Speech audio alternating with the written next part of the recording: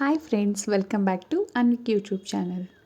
ಇವತ್ತು ನಾವು ಆಲೂಗೆಡ್ಡೆ ಹಾಗೂ ಅವಲಕ್ಕಿನ ಬಳಸ್ಕೊಂಡು ವೆಜ್ ಲಾಲಿಪಾಪ್ ಹೇಗೆ ಮಾಡೋದು ಅಂತ ಈ ವಿಡಿಯೋದಲ್ಲಿ ನೋಡೋಣ. ಅದಕ್ಕೂ ಮುಂಚೆ ಇನ್ನೂ ಯಾರ್ಯಾರು ನನ್ನ ಚಾನಲ್ಗೆ ಸಬ್ಸ್ಕ್ರೈಬ್ ಆಗಿಲ್ವೋ ಬೇಗ ಸಬ್ಸ್ಕ್ರೈಬ್ ಆಗಿ. ಲಾಲಿಪಾಪ್ಗೆ ಬೇಕಾಗಿರೋದು ಒಂದು ಅರ್ಧ ಬಟ್ಲಷ್ಟು ಅವಲಕ್ಕಿ, ಒಂದು ಕ್ಯಾರೆಟ್ ತುರಿ, ಹಾಗೆ ಸಣ್ಣದಾಗಿ ಹಚ್ಕೊಂಡಿರೋ ಈರುಳ್ಳಿ, 2 ಆಲೂಗೆಡ್ಡೆನ ನಾನು ಬೇಯಿಸಿಟ್ಕೊಂಡಿದ್ದೀನಿ, ರುಚಿಗೆ ತಕ್ಕಷ್ಟು ಉಪ್ಪು, ಸ್ವಲ್ಪ ಕೊತ್ತಂಬರಿ ಸೊಪ್ಪನ್ನ ಸಣ್ಣದಾಗಿ ಕಟ್ ಮಾಡಿ ಇಟ್ಕೊಂಡಿದ್ದೀನಿ, ಬ್ರೆಡ್ ಸ್ಲೈಸಸ್ 2, 1-2 ಸ್ಪೂನಷ್ಟು ಕಾರ್ನ್ಫ್ಲೋರ್ ಆಗಿ ಮೈದಾ ಹಿಟ್ಟು, ಗರಂ ಮಸಾಲ, ಚಿಲ್ಲಿ ಪೌಡರ್, ಚಾಟ್ ಮಸಾಲ ಹಾಗೂ ಧನಿಯಾ ಪುಡಿ. ಈಗ ಮೊದಲಿಗೆ ನಾನು ಬ್ಲೆಂಡರ್ಗೆ ಬ್ರೆಡ್ ಸ್ಲೈಸಸ್ನ ತೊಗೊಂಡಿದ್ನಲ್ವ, ಅದನ್ನು ಹಾಕ್ಕೊಂಡು ನಾನು ಇದನ್ನು ಚೆನ್ನಾಗಿ ಬ್ಲೆಂಡ್ ಮಾಡ್ಕೊತಾ ಇದ್ದೀನಿ. ಈ ರೀತಿ ಚೆನ್ನಾಗಿ ಬ್ಲೆಂಡ್ ಮಾಡಿಕೊಂಡು ಇಟ್ಕೊಳ್ಳಿ. ಈಗ ನಾನು ಒಂದು ಬಟ್ಲಿಗೆ ಸ್ವಲ್ಪ ಆಲೂಗೆಡ್ಡೆ ಹಾಗೆ ಸಣ್ಣದಾಗಿ ಕಟ್ ಮಾಡ್ಕೊಂಡಿರೋ ಈರುಳ್ಳಿನ ಹಾಕ್ಕೊತಾ ಇದ್ದೀನಿ.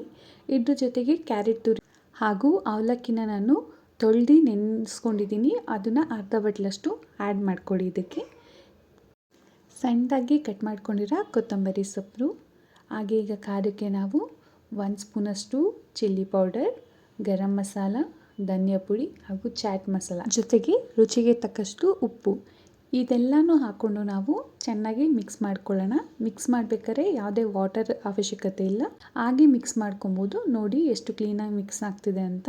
ಈಗ ಇದನ್ನು ನಾವು ಸ್ವಲ್ಪ ಹೊತ್ತು ಸೈಡ್ ಇಡೋಣ.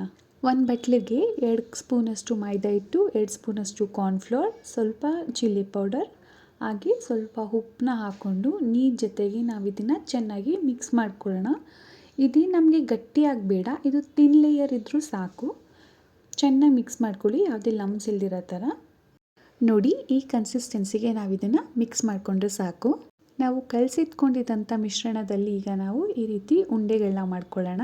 ಈಗ ಟೂತ್ ಪಿಕ್ಗಳನ್ನ ತಗೊಂಡು ಈ ಉಂಡೆಗೆ ಜುಚ್ಕೊಂಡು ನಾವು ಲಾಲಿಪಾಪ್ ರೀತಿ ಮಾಡ್ಕೊಳ್ಳೋಣ. ಇದನ್ನು ನಾವು ಮೈದಾ ಹಿಟ್ಟು ಹಾಗೂ ಕಾರ್ನ್ಫ್ಲೋರ್ನ ಮಿಕ್ಸ್ ಮಾಡ್ಕೊಂಡಿದ್ವಲ್ಲ, ಅದರಲ್ಲಿ ನಾವು ಇದನ್ನು ಚೆನ್ನಾಗಿ ಡಿಪ್ ಮಾಡೋಣ. ಡಿಪ್ ಮಾಡಿಬಿಟ್ಟು ನಾವು ಬ್ರೆಡ್ ಕ್ರಮ್ಸ್ ಏನು ಇಟ್ಕೊಂಡಿದ್ವಲ್ಲ ಅದರಲ್ಲಿ ರೋಲ್ ಮಾಡಬೇಕು ಮೇಲ್ಗಡೆ. ಈ ರೀತಿ ಮಾಡೋದ್ರಿಂದ ಔಟ್ಸೈಡ್ ಲೇಯರು ನಮಗೆ ತುಂಬ ಕ್ರಿಸ್ಪಿಯಾಗಿ ಬರುತ್ತೆ, ತಿನ್ನಬೇಕಾದ್ರೆ ಚೆನ್ನಾಗಿ ಅನಿಸುತ್ತೆ. ಈಗ ನಾನು ಇದನ್ನು ಕಾಯ್ದಿರೋ ಎಣ್ಣೆಗೆ ಬಿಡ್ತಾ ಇದ್ದೀನಿ. ಈ ರೀತಿ ಎಲ್ಲ ಲಾಲಿಪಾಪ್ಸ್ನೂ ಕೂಡ ನಾನು ಡಿಪ್ ಮಾಡಿ ಆಯಿಲಲ್ಲಿ ಡೀಪ್ ಫ್ರೈಗೆ ಬಿಡ್ತಾ ಇದ್ದೀನಿ. ಮೀಡಿಯಮ್ ಫ್ಲೇಮಲ್ಲಿ ಇಟ್ಕೊಂಡು 2 ಸೈಡು ಕ್ಲೀನಾಗಿ ಬೇಯಿಸ್ಕೊಂಡ್ರೆ ಒಳಗೆ ಸಾಫ್ಟ್ ಹಾಗೂ ಹೊರಗೆ ಕ್ರಂಚಿ ಆಗಿರುವ ಆಲೂ ಪೋಹಾ ಲಾಲಿಪಾಪ್ ರೆಡಿ. ಈ ವಿಡಿಯೋ ನಿಮಗೆ ಇಷ್ಟ ಆಗಿದ್ದರೆ ಚಾನೆಲ್ನ ಸಬ್ಸ್ಕ್ರೈಬ್ ಮಾಡಿ, ಹಾಗೆ ವಿಡಿಯೋನ ಲೈಕ್ ಮಾಡಿ.